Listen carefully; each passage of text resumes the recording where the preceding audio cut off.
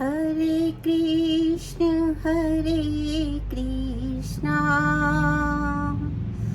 कृष्णा कृष्णा हरे हरे हरे राम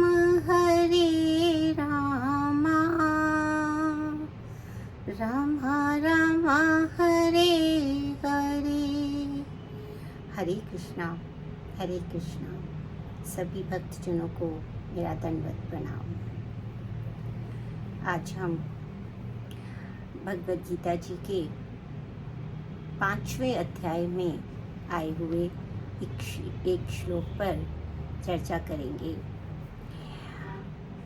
ये 11वां श्लोक है और भगवान इसमें ये बता रहे हैं कि योगी कौन होता है, और ये जान लेने के पश्चात कि योगी कौन होता है, योगी होने की दिशा में प्रयास करना संभव होता है। जब तक हमें किसी भी भाव की भाव का जो तात्पर्य है, जो अर्थ है, वो समझ में नहीं आता है, तब तक हम उस कार्य को करने के प्रति उद्यत भी नहीं होते हैं। इसीलिए सभी प्रकार के संदेहों का निवारण करने के लिए भगवान ने स्वयं अपने मुख से अर्जुन को उपदेश दिए, और महान भक्त अर्जुन ने भी अपना परम कर्तव्य समझते हुए हम सब की ओर से, अर्थात आने वाले भक्तों की ओर से, कलयुग में आने वाले भक्तों की ओर से जो भी प्रश्न उत्पन्न हो सकते हैं, उन सभी के उत्तर भगवान से मांग लिए, और भगवान ने भी अपने सखा और शिष्य अर्जुन को सभी प्रकार का ज्ञान देने का निर्णय दिया। हरे कृष्णा। इसी कड़ी में 5वें अध्याय में ये बताया गया कि योगी कौन है। तो क्या कहते हैं, कायेन मनसा बुद्धया केवलैर इंद्रियैर अपि योगिनः कर्म कुर्वन्ति संगम त्यक्त्वात्म शुद्धये। हरे कृष्णा। तो क्या कहते हैं कि योगिनः काय मनसा मीन्स जो कायेन मनसा बुद्धया, काया से यानी शरीर से, मनसा यानी मन के द्वारा या मन से, और बुद्धया अर्थात बुद्धि के द्वारा, केवलैर इंद्रियैर, केवलैर इंद्रियै का अर्थ ये है कि जितनी भी इंद्रियां हैं वो सब के सब का प्रयोग योगिनः कर्म कुर्वन्ति, ये योगी जो है इन सभी इंद्रियों से कर्म करता है। हम जानते हैं कि हमारे इस भौतिक शरीर में कर्म कैसे किया जाता है। कर्म करने के विषय में मन विचार करता है और बुद्धि आदेश देती है और शरीर उसे करने लगता है। तो वो कहते हैं कि कायेन मनसा बुद्धया केवलैर इंद्रियैरपि, संपूर्ण, केवल का अर्थ यहाँ पे है संपूर्ण इंद्रियां, योगिनः कर्म कुर्वन्ति, ये योगी जो है वो उस कर्म को करते हैं कौन से, त्यक्त्वात्म शुद्धये, अपना स्व को त्याग कर केवल शुद्धि के लिए, अर्थात केवल भगवान कृष्ण की सेवा के लिए ही अपनी सभी इंद्रियों का प्रयोग करता है, और मन और बुद्धि से और शरीर से किए जाने वाले सभी कर्मों को वह केवल अपनी शुद्धि के लिए करता है। और शुद्धि कैसे होती है, जब कोई भी व्यक्ति कृष्ण भावना भावित हो जाता है, हरे कृष्णा।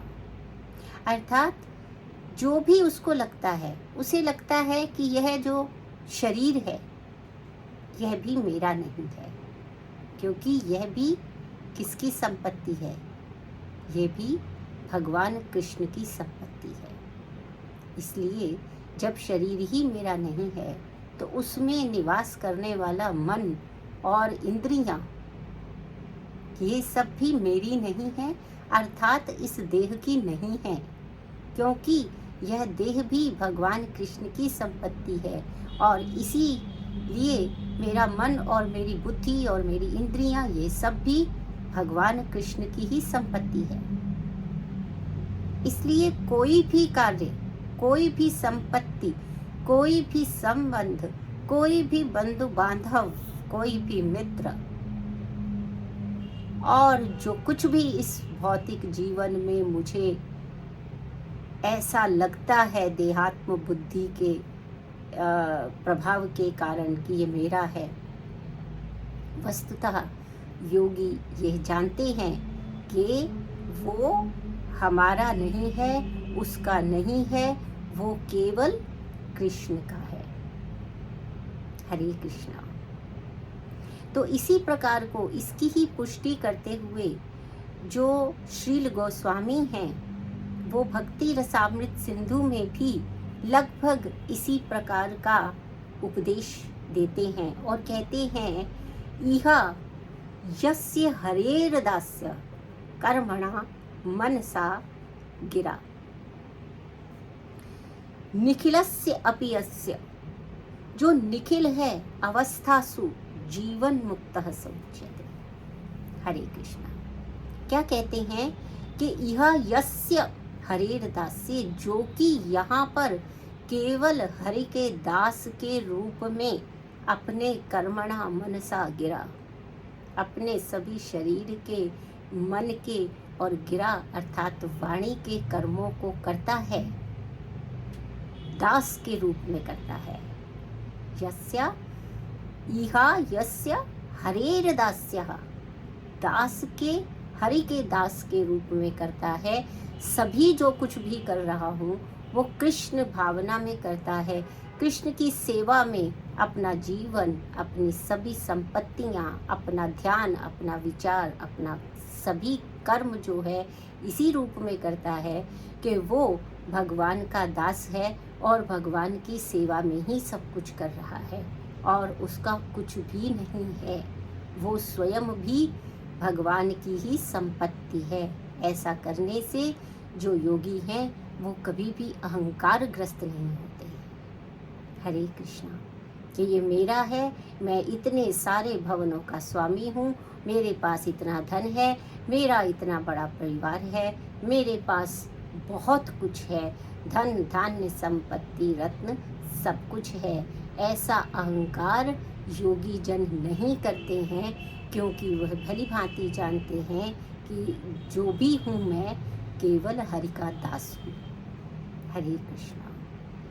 तो इसीलिए योगी होने के लिए क्या करना है कि हमें देहात्म बुद्धि अर्थात इस बात से अपने आप को हटाना होगा, अभ्यास करना होगा कि मैं देह नहीं हूँ, मैं आत्मा हूँ और मेरा भगवान कृष्ण के साथ एक विशिष्ट संबंध है और उसी विशिष्ट संबंध की खोज में मैं इस भौतिक सृष्टि में निवास कर रहा हूँ और इसीलिए मेरे सभी प्रकार के मन, बुद्धि और वाणी के जो कर्म हैं वो भगवान की सेवा में ही होने चाहिए और मैं सदैव हरि के दास के रूप में कार्य करूं और इस प्रकार के अहंकार से हट जाऊं, तो भौतिक जीवन में रहते हुए भी, भौतिक क्रियाकलापों का संपादन करते हुए भी जो उसके फल है वो संग को त्याग देता है। संगम त्यक्त्वात्मबुद्धया, यानी कि आत्मशुद्ध है वो इस संग को, इस अवरोध को हटा देता है, इस ऑब्स्ट्रक्शन को हटा देता है कि ये मेरा है, मेरी देह से संबंधित है। हरे कृष्णा। और तभी वो जीवन मुक्त हो जाता है, अर्थात भौतिक सृष्टि में रहते हुए भी किसी भी प्रकार के कर्म फलों का भागी नहीं बनता है। हरे कृष्णा हरे कृष्णा।